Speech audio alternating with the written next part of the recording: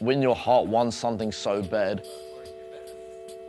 it can endure so much.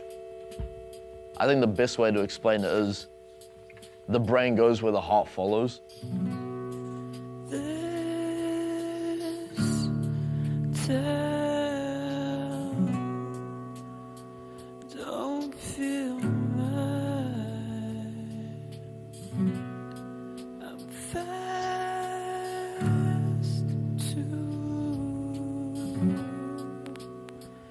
get away.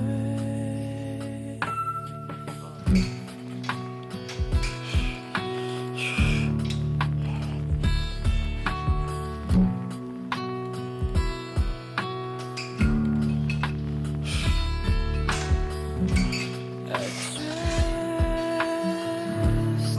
you. Ever close. Now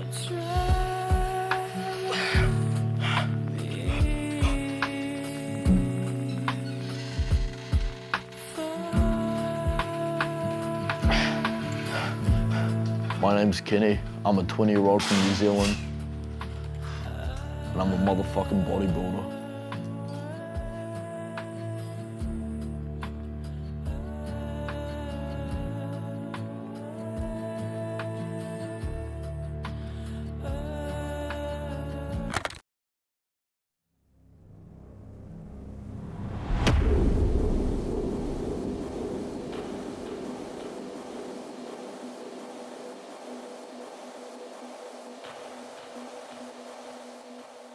I think ultimately people lie to themselves a lot and they give themselves a false sense of security.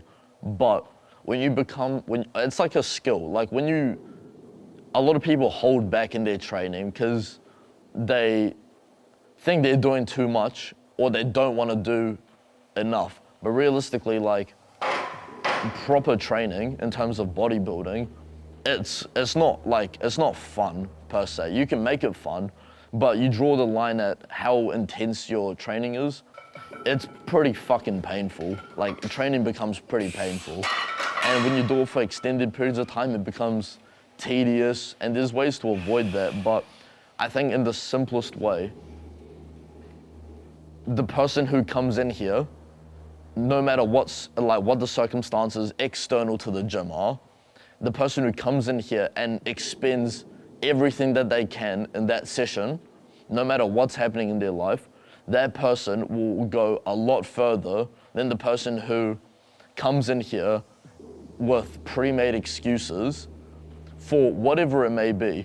It's kind of like once you walk in here, you kind of go through a portal where everything external to training gets left outside the door. You can deal with that when you leave.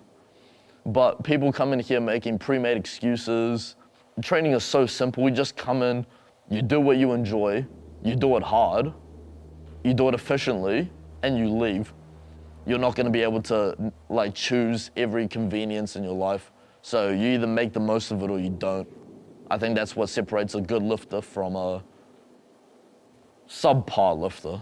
I wouldn't want to say a bad lifter, but subpar. I think subpar is a good way to put it.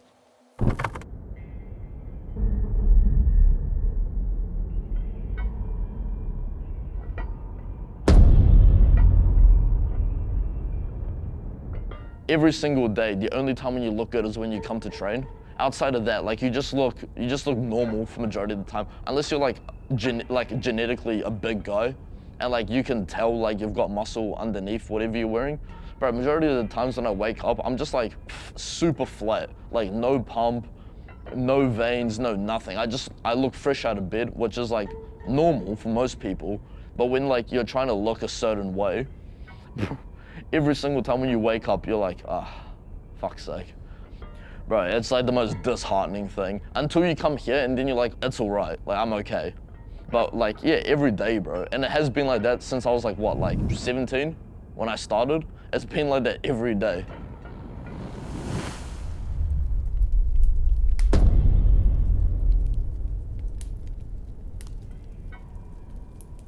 Once you start seeing progress, and then you start seeing how other people look. It becomes like a comparison game. That's why they always say like, try like push out the outside noise, because at the end of the day, it doesn't even matter like what other people are achieving. It's your own progress. But it's so hard to like not compare when you see like 16-year-olds, 17-year-olds that are doing objectively better than you, but they're on their own path, and maybe they're already on steroids, or they're just genetic like phenoms. Once you start seeing progress, it's like a spiral. Like, you'll have your good times when you look sick and you're over the moon, and you'll have your times where you are meant to be looking good, but you're just not there. And that's like, it's like this all the time. So like, there's always like things you can improve on. And the more like elite you get, the more you nitpick at really small things. But these guys are so critical of how they look that even if there's nothing there for them to analyze, they will find something to analyze just because it gives them a reason to progress. And in here, you can be the most honest version of yourself, because you have no one to lie to here, and you can't really lie to anyone when you're lifting weights. You know what I mean? You either get folded, or you just do what you say you're gonna come here and do and get it done. Leave the gym accomplished.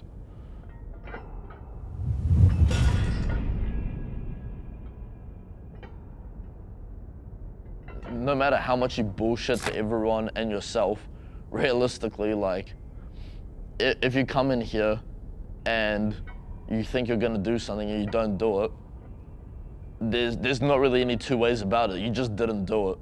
And you know, that could boil down to so many things. But at the end of the day, like, you either get it done or not. It's so simple. Like, you either come in here and you train your ass off, or you don't. I've never grown off like that.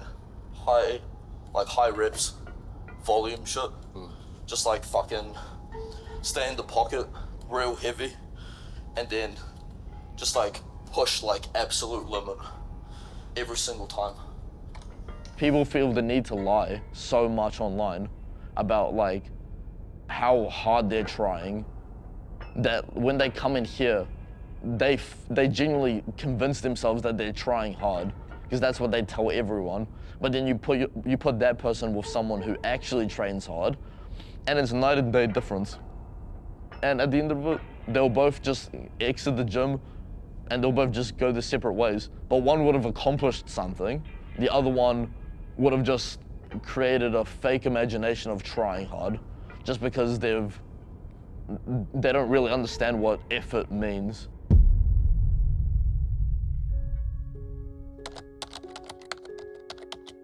A lot of people are great bodybuilders, but deep down they're not even happy. Like, they still struggle with the things that brought them to the dance in the first place. They still struggle with those demons from their past, but they're a lot better and more responsible of dealing with them through this external coping mechanism than they are just doing nothing and bottling it all up. And I think a lot of people when they go through severe adversity, they either crumble under it, or they use that to try better themselves. As bad as it is, I think drastic things in life help motivate an unmotivated person to get up off their ass and like seek for something. And mine just happened to be bodybuilding. Yeah. And just everything clicks. Everything feels fucking as it's supposed to be. Amazing. It's a beautiful like expression of self, and a super simple form of it.